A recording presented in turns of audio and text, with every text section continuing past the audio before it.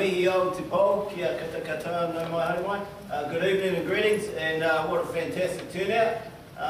It's really good to see so many people wanting to come out. Today, and I'd like to thank our Chief Executive, Big Karen, took the initiative and thought, hey, let's get some experts in, have a look at what's happening.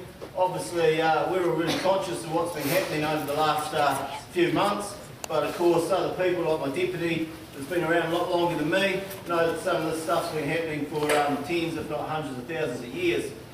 So tonight we have Bruce and Justin from ECAN, who have a lot of expertise around coastal erosion, and we have Dr. Seb here from the University of Canterbury.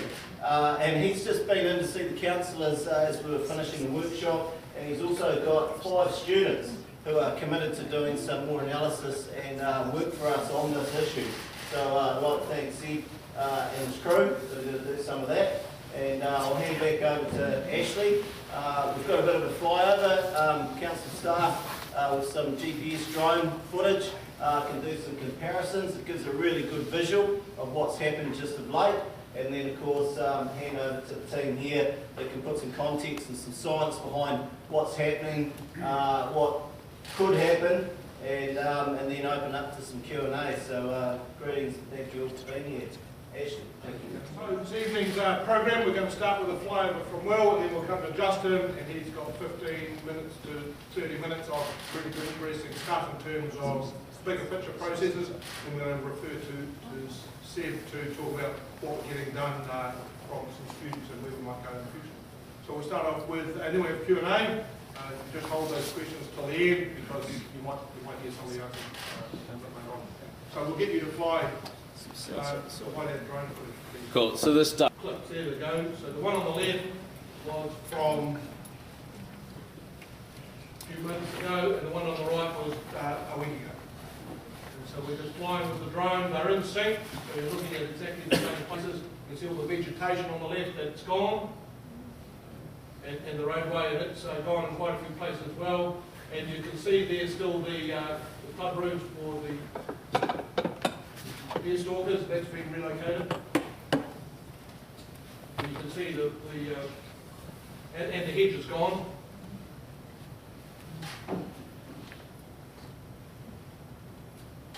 And the fence has been moved back, as you can see. See on the left, the road was there, and on the right, the hedge is gone, and the road, and that material there has fallen off in the last few days.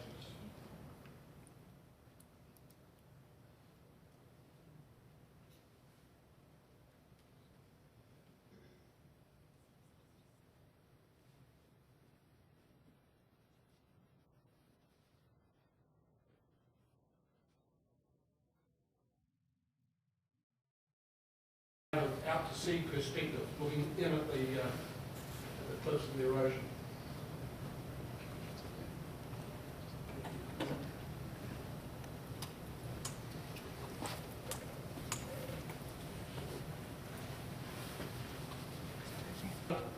Quite often more recently, because it's moving quite fast. So we have that good information, and part of learning about what's happening is to gather that information. So we'll now move on to Justin Cope, and he can go through his stuff. Thanks, Ashley. Thank you, Mr. Mayor. And thanks everyone for coming out. It's really nice to see a full house. It's a little bit daunting, to be honest, but we'll see how we go. Yeah, I'm a natural hazards science advisor at Environment Canterbury. My background is mainly in coastal processes and coastal geomorphology. And sitting to my left is Bruce Gabbatees, and Bruce is the coastal scientist, our coastal scientist at Environment Canterbury. His job is to go out and sort of collect a lot of the information on what's happening on the coastline, shoreline change, wave information, sea level information, and he's going to kick me under the table if I get any of his numbers wrong tonight. Just think, before we talk about Part City Point, because I know that's an area of specific interest, it's kind of important, I think, to take a step back and look at the coastal system of South Canterbury really as a whole, as one whole system, because when you talk about specific issues, like at Pataki Point, you can't just look at them in isolation, because the processes involved are really multifaceted, and they operate on scales that are more than just the last couple of years where we've been having our kind of accelerated erosion at Pataki Point. They go back a much longer period of time than that, and over a much wider scale than just in isolation. So cast your mind back, if you can, about 20,000 years ago. We're at the maximum of our last glaciation. Much of the world's water is locked up in ice, in glaciers, and in the poles. And on our right, we can see that the sea level about 20,000 years ago was about 130 metres lower than it is today. There were lots of large glaciers in the South Island, and particularly around the South Canterbury area. They were pumping huge amounts of sediment onto the land and out into the sea. And so with our 130 metres less sea level, the shoreline was approximately 50 to 100 kilometres further out than it is now. About 15,000 years ago, towards the end of that last glaciation, the situation started to change as sea levels started to rise. And all of that gravel that was poured out of the glaciers started to erode as sea levels rose. And at the same time, the supply of sediment that was coming out diminished as well. As the glaciers receded, they left behind glacial moraines, or big mountains of gravel, which kind of blocked any more sediment coming into the Waitaki River. And so a lot of that sediment delivery to the coast became disconnected. And around 7,000 years ago, sea levels, 6 or 7,000 years ago, sea levels reached approximately the levels that they are today. And at that point, the coastline was about 7 kilometres further out than where it is currently. And erosion continued. So the point I'm trying to make here, I think, is that the erosion of the South Canterbury coastline in particular is a very long-term event. It's been going on for thousands of years, and it continues today. Here's a graphic of some of Bruce's monitoring sites. So Environment Canterbury, for the last 30 odd years, has collected shoreline change information all throughout the Canterbury coast. Here's a little graphic of what we do in South Canterbury. So each of those dots is a monitoring point where we measure how much shoreline movement there's been, either erosion or accretion.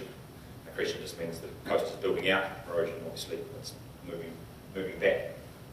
So just take note of the coloured dots there. Okay, so we've got a lot of orange, a lot of yellow, particularly south of Timaru. So over the past 30 years, our coastline generally has been eroding at a rate of roughly between half a metre and a metre a year. You'll see some blue dots there around South Beach, just south of the Port breakwater. Obviously the gravel is accumulating up against that breakwater, and it has been since those breakwaters were built in the late 1800s. So they're blue dots, so it's accreting or building out, in the same with Caroline Bay. And then further north, Washington can see down, the beaches are in a great deal more sediment deficit. A lot of the gravel is now no longer moving up the coast to nourish those beaches. So we've got our darker colours with more erosion, up to 1.5 to 2.5 metres per year along some of those washboard beaches. The coastline of South Canterbury and Canterbury Bight in general is fairly rarely described, I should say. We have mixed sand and gravel beaches. They occur throughout the world, but generally not anywhere that that people are that interested in.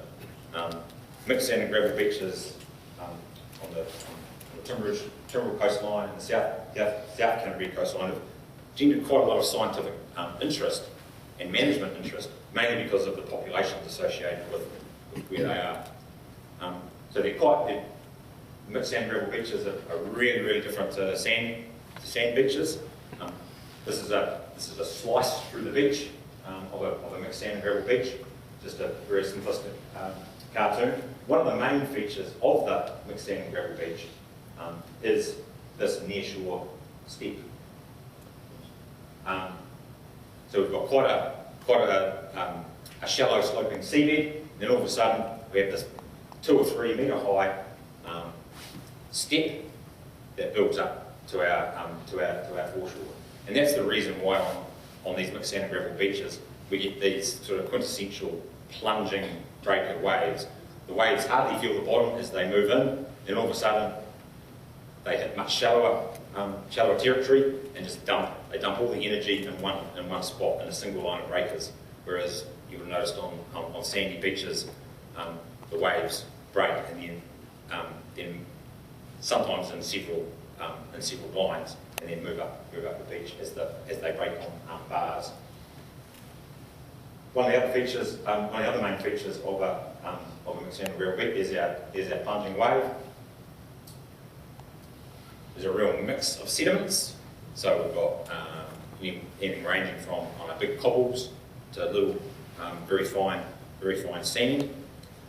But what the sediments tend to do is create quite a thin veneer on top of the basement material underneath.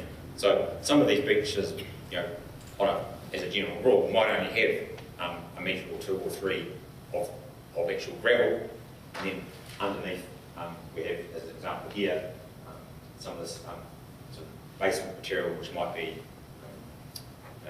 some of the old shoreline, some of the old coastal hinterland, maybe some old sort of glacial deposits. And a real mixture of sediment types, as I said. There's just a close-up of my opinion. One of the other interesting things about mixed sand or gravel beaches is that there is we call it a dual sediment transport system. So all of the coarse material gets transported in this swash zone, we've called it the engine room. So that's where all the action happens. The waves break, the sediment gets moved around in that area, the coarse stuff. But any fine material, it's too fine, because we've got such high energy beaches, the fine material doesn't last on the beach. So that gets sucked offshore, out to the nearshore bed, which is much finer. And so the fine stuff moves along with ocean currents and wave currents. It moves outside of the swash zone. So we've got these 2 separate systems. We've got gravel moving up the beach, and we've got silt and very fine sand moving outside of the break. Now, most of our waves come from the south. So they hit the coast at an angle. Here he is. You can't quite see it in that photo. You can kind of see the wave creases, these waving creases. What that does is it sets up this kind of tooth-like sediment system. So as the waves break, they break at an angle. That the swash, or where the waves break, moves along the coast at an angle, and then moves back perpendicular. So you get the sawtooth action of material moving. And obviously, because most of our waves come from the south, the sediment transport direction is from the north. It's from the south to the north. And as the waves break, they set up these wave currents, which also move from the south to the north, and that's what transport our finer material. So where does all the sediment come from? Here's just a graphic of what we've called Timaru to Timaru littoral cell. So a littoral cell is just a term that means a segment of coast. There's a segment of coast that we can study because it's got endpoints that the sediment can't get past. So in the south of our littoral cell, we've got Cape Wanderau at Timaru, and at the north of our littoral cell, we've got the port breakwater at Timaru. Sediment is mainly derived from the Waitaki River and from the eroding coasts, the eroding fan, those old glacial fan remnants that are still eroding both north and south of the Waitaki River. The important thing is to look at the volumes here. South of the Waitaki River, we've got about 250,000 cubic metres of sediment per year being eroded from the cliff south of the Waitaki River. North of the Waitaki River from the cliff is contributing about 80,000 cubic metres. The Waitaki River itself, in present day, is contributing about 70,000 cubic metres. So roughly 20 to 30% of the material that's being supplied to the coast is from the rivers, whereas much more, around about 80%, is coming from the cliffs. You might ask, what has been the effect of the hydro schemes on the Waitaki River? Well, there's been some studies done, and they've come to the conclusion that the effects of the dams has been to reduce the bed load from the rivers. So the bed load is pretty much the material that goes out the river mouth to build our beaches. Has been cut approximately in half, so since the 1930s. So the point here is that the river contribution is quite insignificant compared to what is actually being eroded from the coast itself. So we have the rivers pumping out some gravel, the cliffs are producing a whole lot more, it's moving north, which we've got our south to north drift of sediment because of the main wave approach angles. Right to the top of our little cell, where it comes up against the Timaru Harbour breakwater. And approximately 60,000 cubic metres per year is accumulating against the breakwater. Now, to put 60,000 cubic metres into perspective, that's probably about 24 Olympic-sized swimming pools per year. So you can visualise 24 Olympic-sized swimming pools of sediment. That's how much is accumulating up against the harbour breakwater. Now, not all of the erosion happens at once. Not all the erosion that contributes to these sediments from the cliffs happens at once. You get pulses of sediment. It's not consistent. So if you have a storm erosion, a storm event, it could erode part of the cliff, that dumps a lump of sediment into the system. You might get a flood or a fresh in the river, that dumps a whole lot of sediment into the system in one discrete spot. So from some previous work that's been done in the 1980s, looking at some of our coastal profile information, is that these pulses, or as they're termed, slugs of sediment, move up the coast in discrete amounts. So it sticks together and moves up the coast in kind of like waves. And you can kind of think of it a little bit as waves of sediment on the coast. So where we've got this influx of sediment,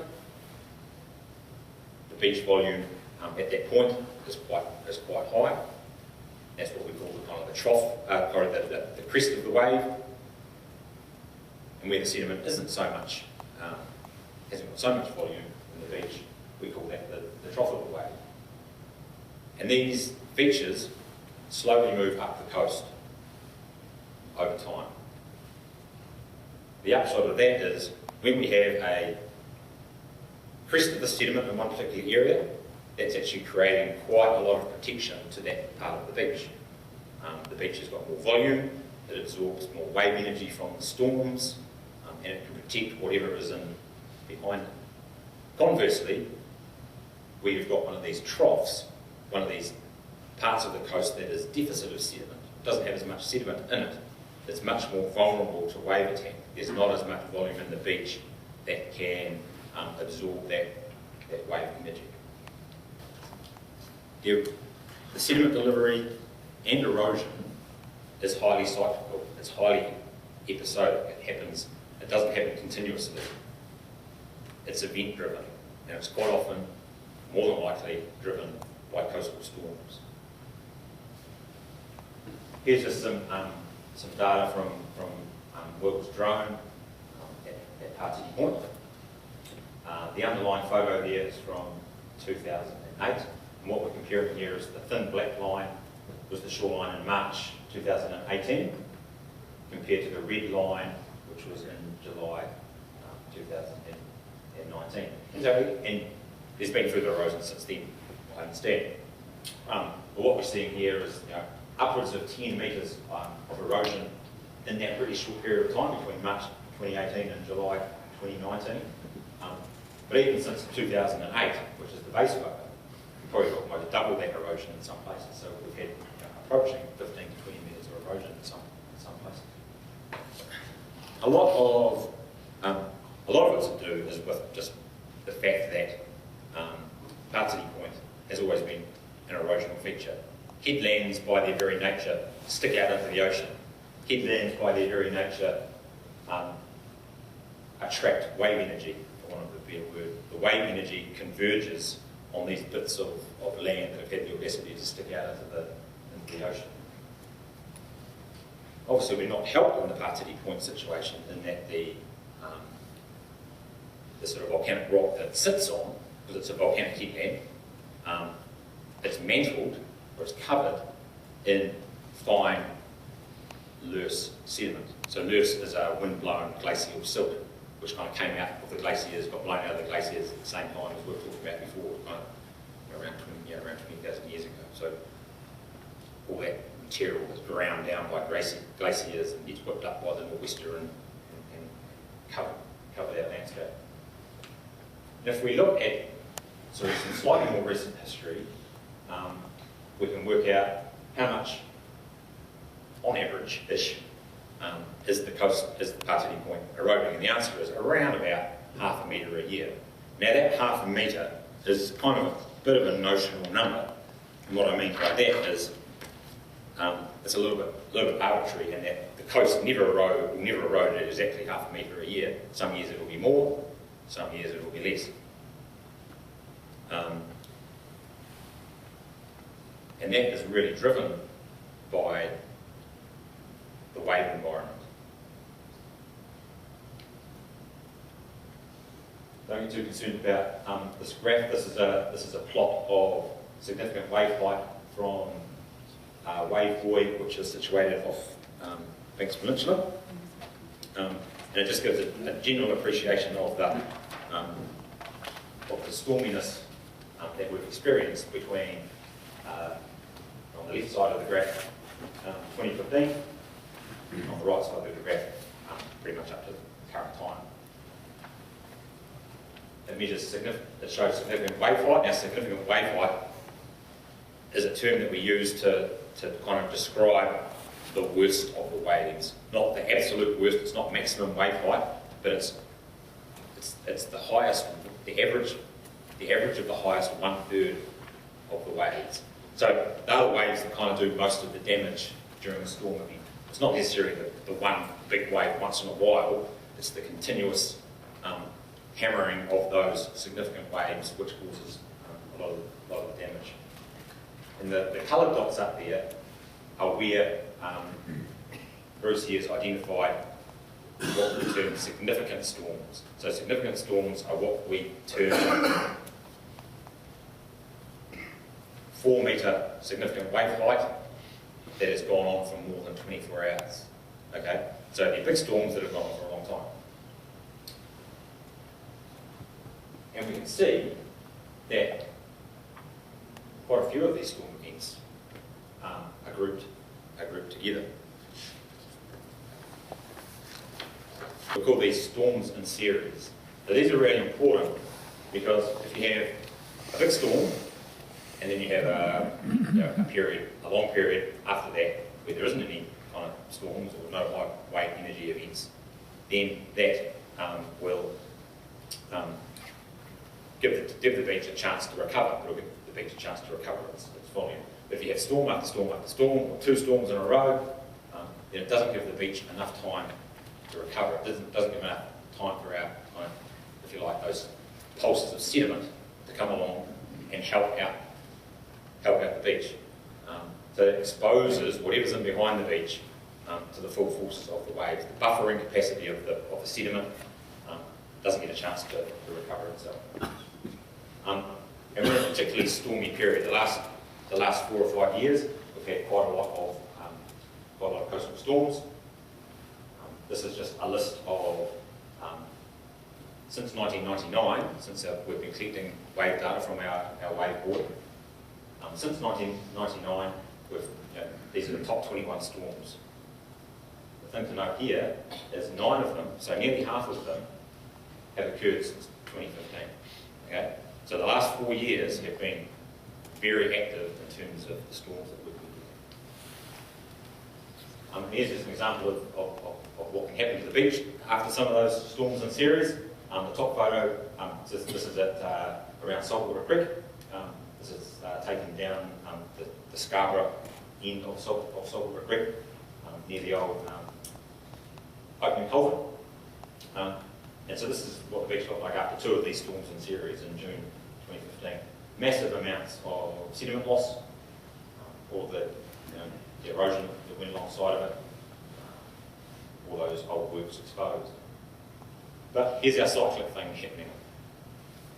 Fast forward, 4 years later, the beach is, back to probably its pre-storm condition. Probably had a few more storm events, but it hasn't had as big an effect with the sediment has recovered. And here's just another cross-section of one of our monitoring sites near the Caledonian ground. So this is just about where the foot access and vehicle access has now been shut off at the end of the road. The red line, so this is a coastal profile. This is a cross-section or a slice through the beach. So the left of the graph is the cliff, and the right of the graph is the ocean. And we can see the beach level in 1990, when we did our very first survey here, up to about 2016, we would have varied a little bit, and because, like I said, there is some long-term erosion going on here, there is a little bit of erosion, but boom, between 2016 and 2019, the thing to note here is just how much of that sediment has been lost from the beach. All that buffering capacity that is gone, and now left the cliff face to pretty much no protection whatsoever. Here's just a graphical, a visual representation of that. The top photo in 2010, August 2010 versus 19th of March 2019. And you just see how much, how many metres, you can measure in meters, there's 2 or 3 metres there of beach level has been reduced. We can also track the beach volume through time. So this is just a graph of time on the bottom axis, so from 1990 through to the present day, and then the beach volume. Don't get too concerned about the numbers, but I want you to look at the relativity of it all here. Look how variable the beach volume is. There's times when the beach volume is very low, and there's times when it recovers. So this is cyclical going on of beach volume. Obviously, as we get to the most recent ones, we can see the effects of those storms, those 9 storms in the last few years. The interesting thing here is this big blip in November 2015. Moving back to those photos that I showed you of Saltwater Creek out in 2015, that part of the beach was really badly hit by 2 storms in series. A couple of months later, all that eroded material had moved north. Now, in Bay of of sediment, and that deposited in front of Patini Point cliffs. Almost to more volume than we'd ever measured before, right?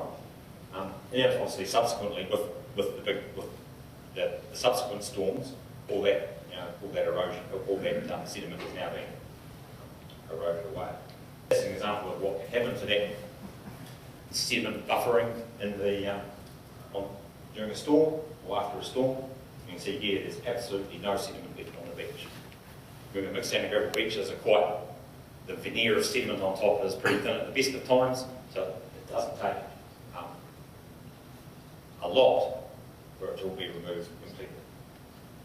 This has obviously been replaced now with a very thin layer of material, but it's a really good illustration of how the material can be stripped completely away during storms. I'll leave it there and a few questions. Thank you, Justin. That was really interesting. The second time I've heard it today, and got so much out of it in terms of the data that's been collected and the interpretation. So that's really good. Thank you. Then we've got Seb from the University of Canterbury, and he will explain what the university and how they're getting involved in this project for us. Kia ora koutou. My name's Seb, I'm one of the lecturers at the university. My background is in coastal processes, so specifically I look at rip currents on beaches and actually to a certain extent the mixed sand gravel beaches that you've heard Justin speak through here.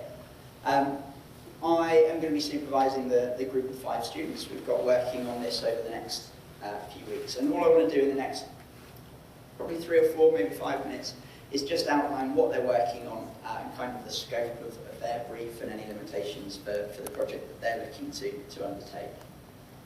They're undertaking this module at the university called Geography 309, and these are students at the end of their undergraduate research, their undergraduate degrees. They're pretty much ready to graduate with a Bachelor of Science, but up until now, primarily their research and their study has all been really directed. The lecturers tell them what to study and how to do it. And this culminating experience, this module is all about actually pairing them up with someone in the real world, a community partner, so clearly in this case, both ECAN and Timaru District Council, pairing them up with a community partner that has a problem and they need a bit more information on. So the group is going through this concept of service learning, where rather than doing something just to get to an answer for us, they've got something to really get their teeth into. And hopefully provide some answers to you in terms of what's going on in your local area.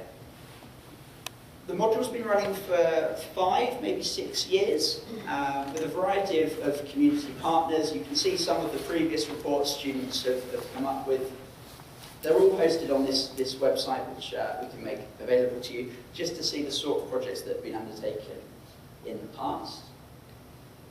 The students unfortunately have had to scoot off, so they were here for this slide earlier on to introduce themselves. But just to say that they are 5 undergraduate students, all, as I say, towards the end of their Bachelor of Science. They've chosen this project specifically because they've undertaken, through their degree, a couple of modules in coastal process studies. So they are well adept with certainly the theory of coastal processes, some of the concepts that Justin's outlined, and this is their first opportunity to really apply that to, as I say, a real-world problem. The piece of research they're going to undertake is short. They're coming towards, as I say, the end of their degree. They actually have to report on this for the purposes of their degree by the 5th of October. So straight away you can see that the scope of this project is discrete. There's a short time period in which they can look at these changes. What's this plot bottom right? As we go through these profile lines, this is every 10 years from 1977 back to 2017. And you can see retreat in the cliff, but what I want the students to focus on is actually it's not uniform retreat here on the beach. We can see the most eroded cliff coastline also had a relatively healthy volume of the beach. So the level of the beach there was slightly higher. So it's those sorts of problems that the students are going to try and understand. They're going to link that to, they're hopefully going to give you an overview of what's happened in the past and maybe why, and then perhaps working with the various councils in the university, we can work out what that means for the future. But in terms of the students' work, it's all about what's happened in the past. Right, so we've got a quarter of an hour or so for questions. Love to hear them from you. First up, Stu Jackson. Are you able to go back to that? You had a graph on the thing like 2 slides ago.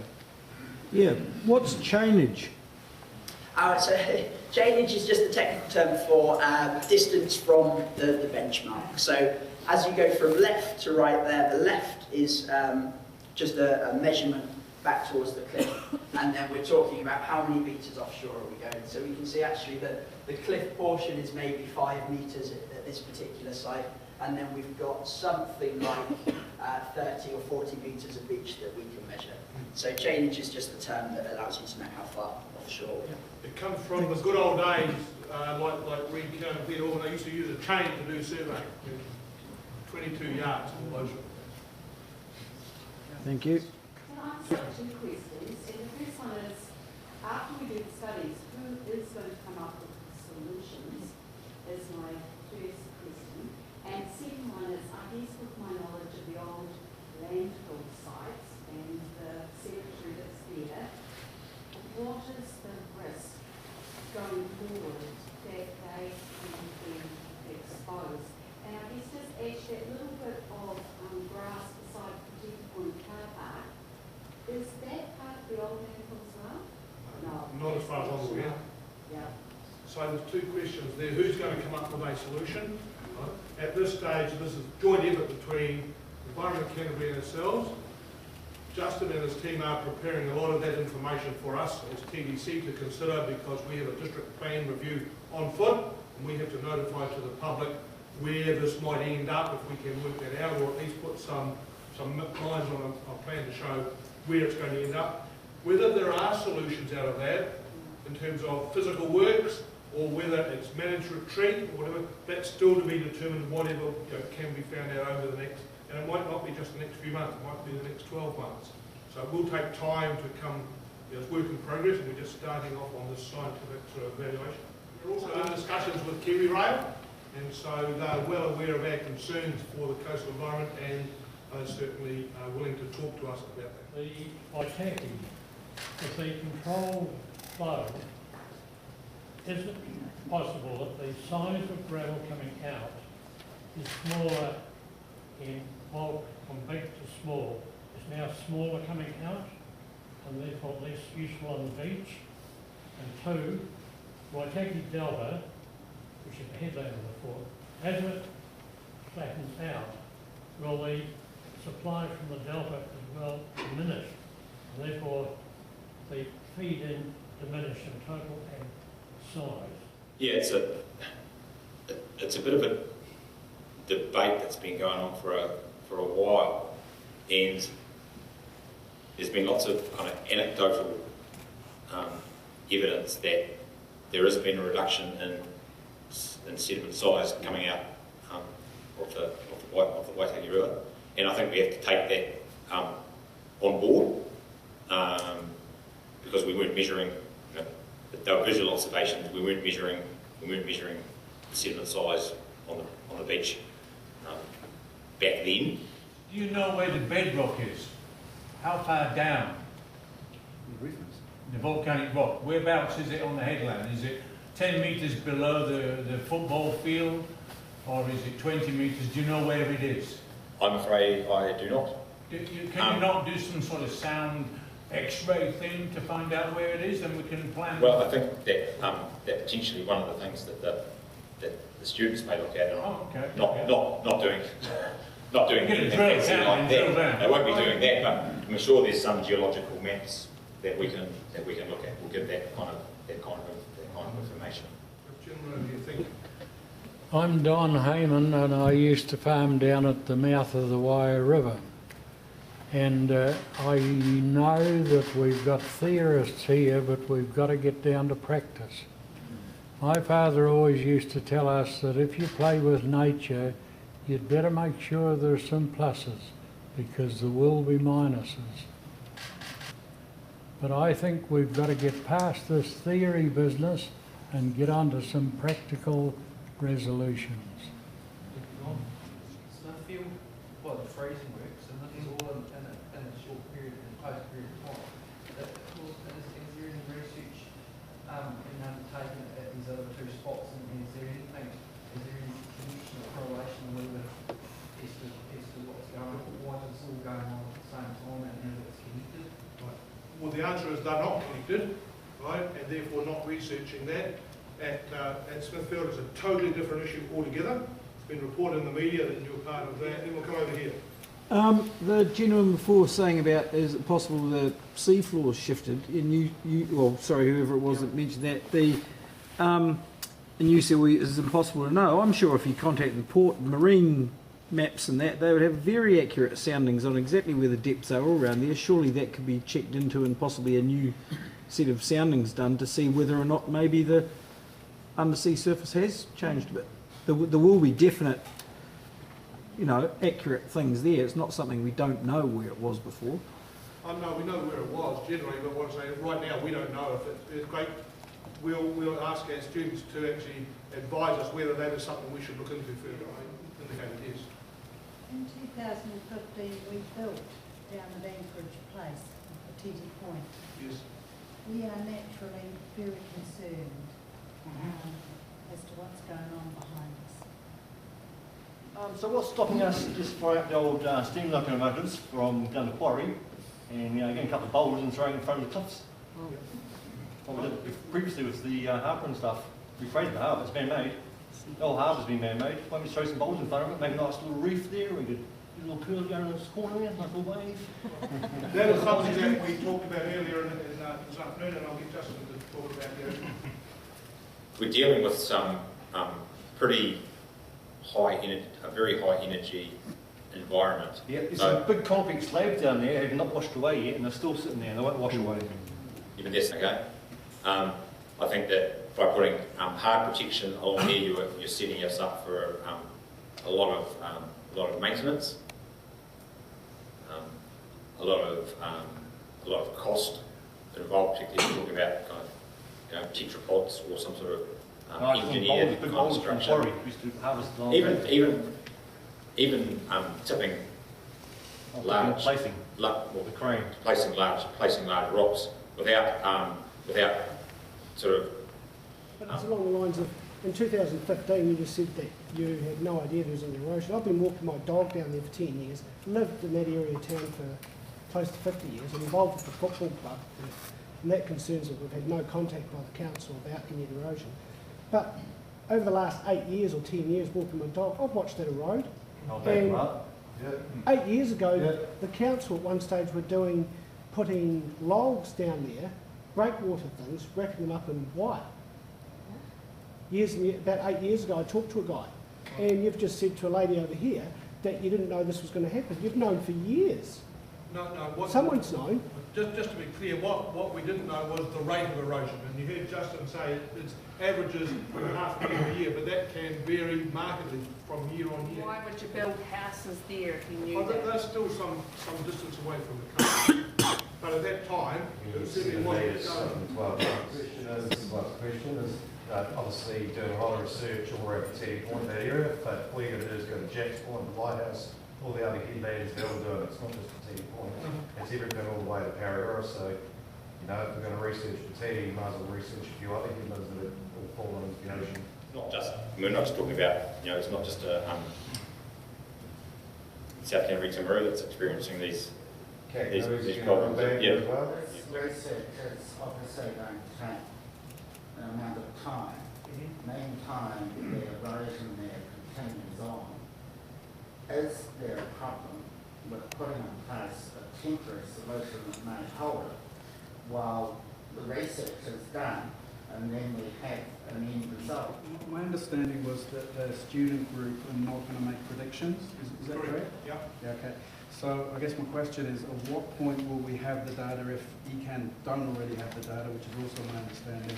At what point will we have the data to actually make accurate predictions about what this area looks like in 6 months, 12 months, 18 months? We'll be in the middle of next year before we can get some understanding of what it is we should or shouldn't be doing. So see the tin fence down there. Around there and to the south of it was the heavy erosion. We're just coming around here. You can see this cliff here is now starting to get a hell of a height. Sitting right there's a couple bloody rocks very close to the edge. You can see it's already started coming down. You see you got people walking through here. You're going to be bloody wary of this shit. You see a good slab of clay there with a big crack through it. But it looks like the movement, probably as Petiti gets flattened, the waves, don't know, it's hard to say what's going on out there, but looks like it's moving around this side now.